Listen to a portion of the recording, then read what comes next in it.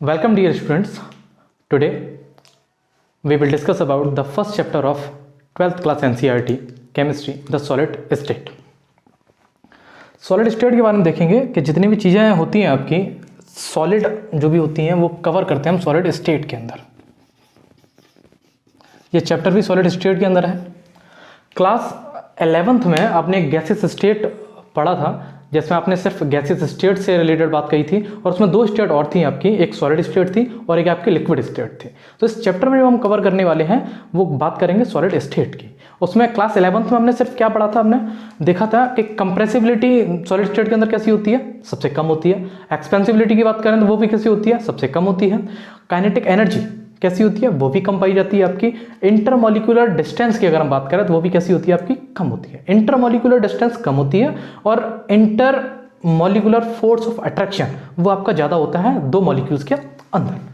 ठीक, डेंसिटी की बात करें तो डेंसिटी भी आपकी कैसी होती है, ज़्यादा होती है। सॉलिड स्टेट की बात कर रहे हैं। नॉर्मल प्रॉपर्टी की अगर हम बात करें तो जो अपने क्लास 11 में पढ़ी थी कि ये रिजिड होते हैं, इनकम्प्रेसिबल होते हैं, इन्हें आसानी से दबाया नहीं जा सकता, ज़्यादा फोर्स अप्लाई नहीं कर सकते क्योंकि कंप्राइज होंगे नहीं। जी सॉलिड के अंदर ऐसी कोई प्रॉपर्टी नहीं होती उसे आप कंप्राइज कर सकें। ठीक, क्लासिफिकेशन की अगर हम बात करें तो क्लासिफिकेशन देखेंगे सॉलिड स्टेट को क्लासीफाई जो किया जाता है वो क्लासीफाई किया जाता है दो तरीके से। क्लासिफिकेशन की अगर हम बात करें तो सॉलिड स्टेट को क्लासीफाई किया जाता है दो तरीके से। और एक चीज़ और हमने पढ़ी थी क्लास 11th में, वो हमने देखा था क्या, आयंस को लेकर या कह सकते हो मेटेलिक बॉन्ड्स को लेकर। मेटेलिक बॉन्ड्स में हुआ क्या था, स्ट्रक्चर देखते हैं हम NaCl का। NaCl के स्ट्रक्चर में जो आपका एक Na होता है वो कवर रहता है 6 क्लोराइड आयन से। गैसेस स्टेट के अंदर यानी 11th क्लास गैसेस स्टेट के अंदर हमने स्ट्रक्चर देखा था कि जो आपका सॉलिड में NaCl का जो स्ट्रक्चर है 3D स्ट्रक्चर की बात करते हैं और इस चैप्टर में हम 3D स्ट्रक्चर की ही बात करेंगे। NaCl के स्ट्रक्चर की हम बात करें, सपोज करिए अगर इसे Na का स्ट्रक्चर माना जाए, Na का पॉइंट माना जाए तो इसके आगे एक क्लोराइड आयन होगा, इसके पीछे एक क्लोराइड आयन होगा, लेफ्ट में एक क्लोराइड आयन होगा और राइट में एक क्लोराइड आयन होगा और टॉप पर होगा और आपका बॉटम पर होगा। यानी कि प्रत्येक एक Na पॉजिटिव आयन जो होगा आपका वो सराउंडेड रहेगा 6 क्लोराइड आयन से।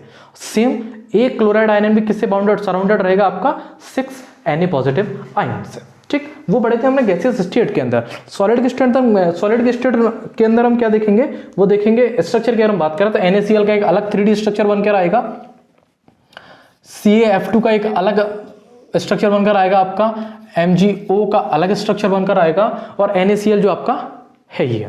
ठीक, गैसेस स्टेट के अंदर एक चीज और हमने पढ़ी थी कि गैसेस स्टेट के अंदर एक खास बात क्या रहती है, वो रहती है आपकी गैस। गैस में एक फॉर्मूला लगता है PV = nRT। गैस के अंदर यह खास बात रहती है कि किसी भी गैस पर आप PV = nRT एप्लीकेबल कर सकते हो, अप्लाई कर सकते हो। वो था 11th का पार्ट में। ठीक है, क्लासिफिकेशन पर आते हैं, सॉलिड स्टेट की क्लासिफिकेशन पर। सॉलिड स्टेट को क्लासीफाई किया जाता है दो अलग अलग पार्ट्स में। जो पहला रहता है आपका वो रहता है एमरफस, दूसरा जो रहता है आपका वो रहता है क्रिस्टलाइन। पहला जो रहता है आपका अमॉर्फस सॉलिड, दूसरा जो रहता है आपका क्रिस्टलाइन सॉलिड रहता है।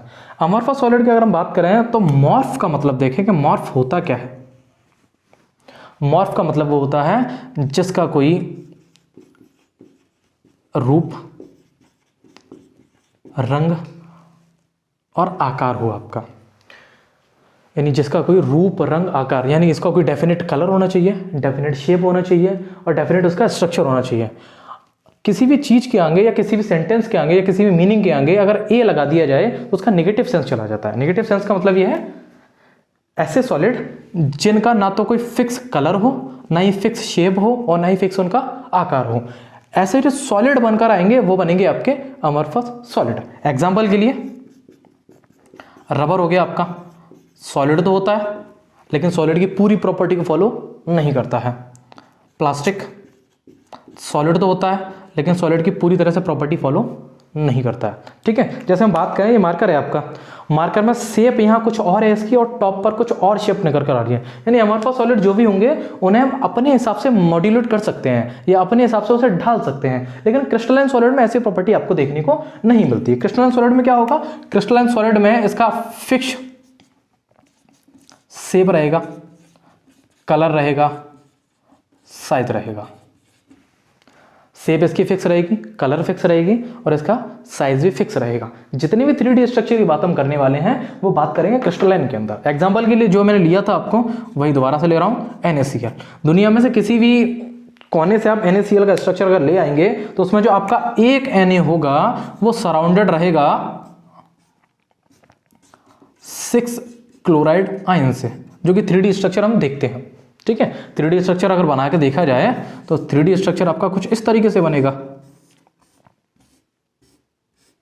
ये बीच में आपका Na है और इस साइड से एक फेस ये, एक फेस ये, एक फेस ये और एक फेस आपका ये, और एक फेस हो जाएगा आगे वाला। यानी कि एक सोडियम आयन जो रहेगा वो सराउंडेड रहेगा 6 क्लोराइड आयन से। अगर क्लोरीन को सेम देख लेंगे तो एक क्लोरीन सराउंडेड रहेगा 6 Na पॉजिटिव आयन से।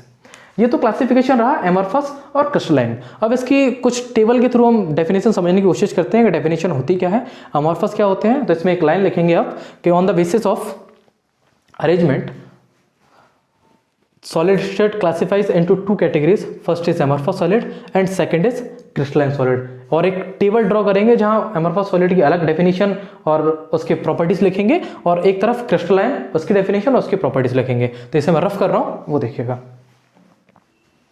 amorphous solid में आप फर्स्ट जो पॉइंट लिखेंगे इसके अंदर, पहली बात इसका कलर, साइज और शेप फिक्स नहीं रहता, तो लिखेंगे they do not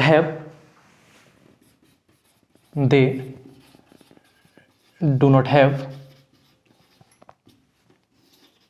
fixed size, shape and color। they do not have fixed size, shape and color। इसका ना तो कोई फिक्स साइज रहता है, ना ही शेप रहती है, ना ही इसका कोई कलर आता है। क्रिस्टलाइन में जो लिखेंगे आप, क्रिस्टलाइन में सिंपल से लिखेंगे, नॉट यहां से हट जाएगा, डू की सेम प्रॉपर्टी आपको फॉलो करनी है। तो फिलहाल मैं एमॉर्फस के लिखा दे रहा हूं, फिर आपको क्रिस्टलाइन के लिखा देंगे। ठीक, सेकंड जो देखेंगे वो सेकंड क्या है, फर्स्ट हम देख चुके हैं they do not have fix size, shape and colour. Second property जो देखेंगे वो रहेगी आपकी दे हैव या दे डू नॉट हैव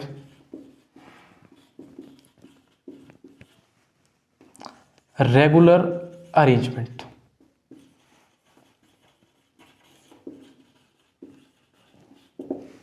जितने भी amorphous solid रहते हैं उनका कोई रेगुलर अरेंजमेंट नहीं रहता। रेगुलर अरेंजमेंट से मतलब ये है, अगर कोई फिक्स सॉलिड ले लिया जाए या एक वाटर बॉटल जो होती है आपकी, वाटर बॉटल नीचे टॉप बॉटम जो उसका रहता है वो कुछ और रहता है और टॉप पर आकर कुछ और वो हो जाता है आपका। ठीक, वो सारी प्रॉपर्टी हम amorphous solid के अंदर देखने को हमें मिलती हैं। अब इसमें क्या रहता है, ये रेगुलर अरेंजमेंट इसका नहीं रहता, या कह सकते हो कि एक फिक्स अरेंजमेंट नहीं रहता। फिक्स अरेंजमेंट का मतलब ये है कि अगर कोई पॉइंट अगर यहाँ चलते आ रहा है 1 2 3 पर आकर रुक रहा है, तो एक अरेंजमेंट यहाँ 3 पर आकर फिर आपका 2 अरेंजमेंट बन जाएगा, फिर 3 फिर 2, यानी कि कोई फिक्स अरेंजमेंट नहीं रहता कि सीरीज एक बनती चले, 3 इलेक्ट्रॉन्स की सीरीज बन रही है या 3 मॉलिक्यूल्स की सीरीज बन रही है, वो यहाँ फिक्स आपको देखने को नहीं मिलेगा। जिसके कारण इसका जो रेंज रहती है, they have short range order. ये ऑर्डर जो बनाते हैं बहुत छोटा ऑर्डर इनका बनकर आता है, ज़्यादा लंबा स्ट्रक्चर नहीं बना पाते। जैसे NaCl का एक बहुत लंबा स्ट्रक्चर बना सकते हैं हम, Na positive Cl negative, Na positive Cl negative, वो स्ट्रक्चर आपको यहाँ देखने को नहीं मिलेगा। ये थर्ड प्रॉपर्टी है इसकी। फोर्थ प्रॉपर्टी की अगर हम बात करें तो ये कैसे रहते हैं, amorphous सॉलिड जो रहते हैं आपके, दे आर स्यूडो सॉलिड्स। इनको कैसा सॉलिड कहा जाता है, स्यूडो सॉलिड कहा जाता है। प्लास्टिक की प्रॉपर्टी कुछ और होती है, रबड़ की प्रॉपर्टीज कुछ और होती है, जिसके कारण इसे स्यूडो सॉलिड कहा जाता है। स्यूडो सॉलिड का मतलब यह है कि बहुत पुरानी जो बिल्डिंग्स रहती हैं उनके जो शीशे रहते हैं या खिड़कियां जो रहती हैं उनमें बॉटम पर आकर उसकी थिकनेस थोड़ी सी बढ़ जाती है। वो किसके कारण होता है, स्यूडो सॉलिड के कारण होता है, जिसके कारण उसे स्यूडो सॉलिड कहा जाता है। सॉलिड तो होते हैं लेकिन वो फेक सॉलिड होते हैं, पूरी तरह से सॉलिड की प्रॉपर्टी को नहीं क्लासीफाई कर पाते हैं, जिसके कारण इसे स्यूडो सॉलिड कहा जाता है। और सुपर कूल्ड लिक्विड्स कहा जाता है, जिसके कारण इसे सुपर कूल्ड लिक्विड्स भी कहा जाता है। ठीक, सुपर कूल्ड लिक्विड्स कहा जाता है। लास्ट जो इसकी प्रॉपर्टी है,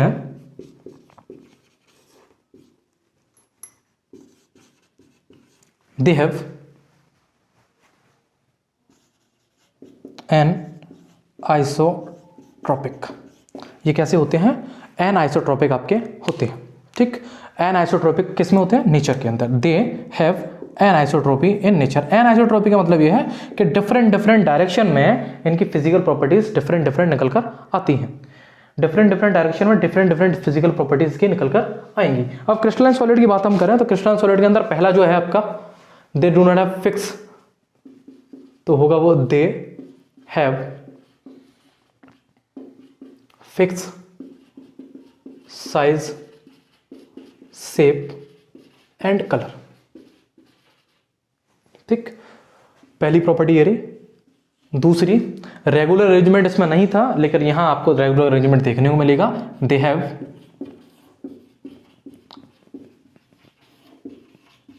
regular arrangements. Third property amorphous में थी, शॉर्ट रेंज ऑर्डर। ये जो रहेंगे आपके वो लॉन्ग रेंज ऑर्डर रहेंगे। They have long range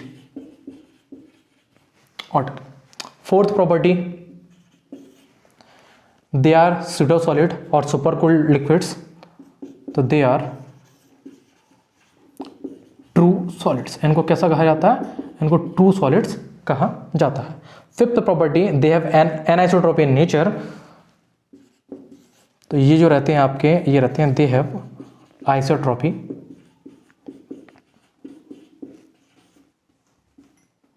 isotropic in nature. They have isotropic in nature. Classification की बात हम कर चुके हैं, इनके डिफरेंसेस की बात कर चुके हैं और नेक्स्ट जो हम बात करेंगे वो नेक्स्ट पार्ट में हम बात करेंगे। Thank you.